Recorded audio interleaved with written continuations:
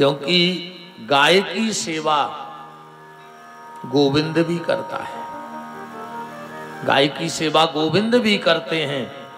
और एक बात और देखो, तुम राम जी का भजन करो, तुम कृष्ण जी का भजन करो, तुम दुर्गा जी का भजन करो, तुम शिव जी का भजन करो, हनुमान जी का भजन करो, गुरु मंत्र का भजन करो, पर उसके लिए तुम्हें माला की आवश्यकता पड़ेगी कि नहीं पड़ेगी?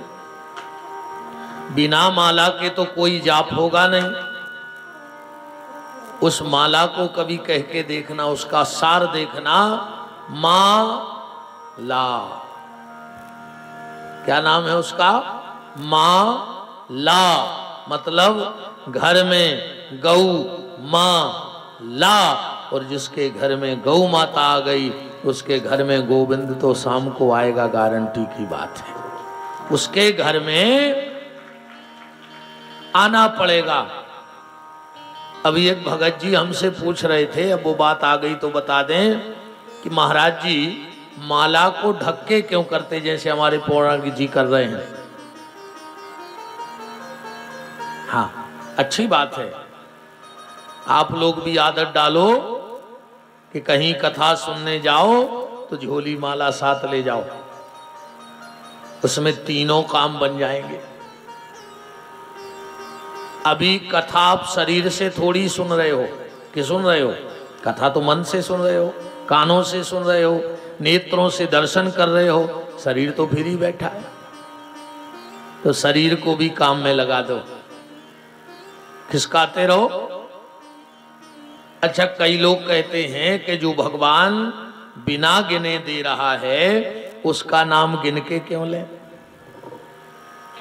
कई लोग तर्क करते हैं कि जो भगवान बिना गिने दे रहा है उसका नाम हम गिन के क्यों लें, माला की क्या जरूरत है?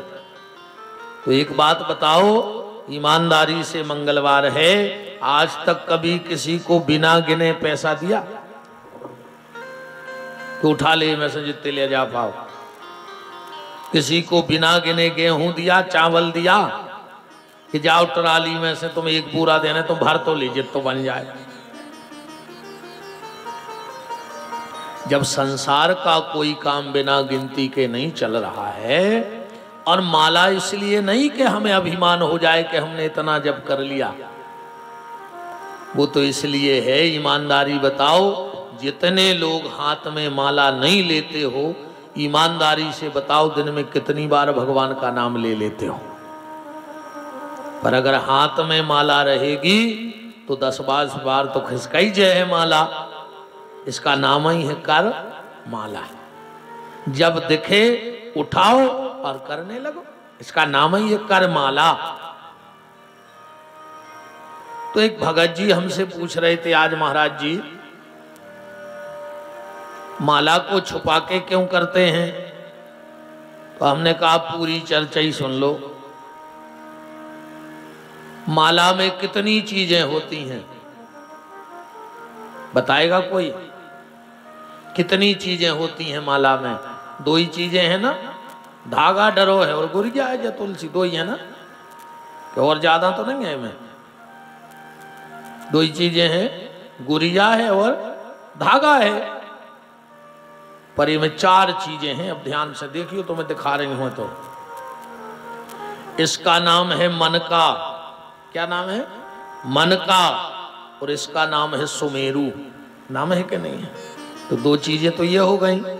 फिर यहां पड़ा है धागा और इसका नाम है फुंदना। ये धागा नहीं, इसको फुंदना बोला जाता है। तो 4 चीजें हो गई। अक्सर करके देखा होगा, हम भी जब बैठते हैं तो बोलते हैं भक्ति भक्त भगवंत गुरु चतुर नाम बपू एक, अतिन के पद बंधन किए सुनासत विघ्न अनेक। ये माला की वंदना है। भक्ति भक्त भगवंत गुरु। अब वो मन का भी है, धागा भी है, फुंदना भी है और सुमेरु भी है। अब इसमें एक चीज देखना, इस मन का मोती में एक ही धागा गाव है। गाव है कि नहीं गाव? पर जो ऊपर है में एक गाँव भी है और एक लोटो भी है। सब में एक एक धागा है, पर इसमें एक गया भी है और एक लोटा भी है। अब बात को पकड़ना, ये मन का तो ये मन का, ये मन का तो ये मन का, इस मनके में एक धागा डला है। आप भी अपने मन में प्रेम का धागा डाल दो। इस मन में प्रेम का धागा डाल दो। और वो धागा जोड़ना कहां से है? बोले वो धागा तुम्हें अपने गुरु से जोड़ना है। ये जो सुमेरु है ना, ये गुरु है। तुम्हारे प्रेम का धागा तुम्हारे गुरु से जुड़ जाए। गुरु से जुड़ना इसलिए जरूरी है। मां साहब एक बात बताओ, किसी लड़के ने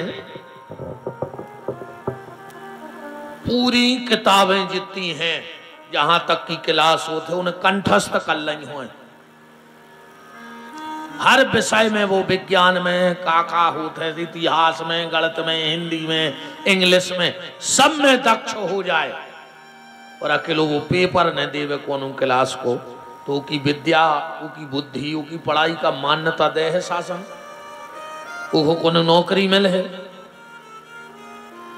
ऐसे ही तुम कितनी भी साधना कर लो, पर जब गुरु जी के नाम की कृपा का ठिप्पा तुम्हें मार्गशीट के द्वारा नहीं मिल जाएगा, तब तक तुम्हें भी परमात्मा स्वीकार नहीं करेगा। इसलिए अपने प्रेम के धागे को अपने गुरु से जोड़ो। और गुरु का काम क्या है? इसमें एक धागा गया है, मतलब तुम्हारा प्रेम गुरु लेगा।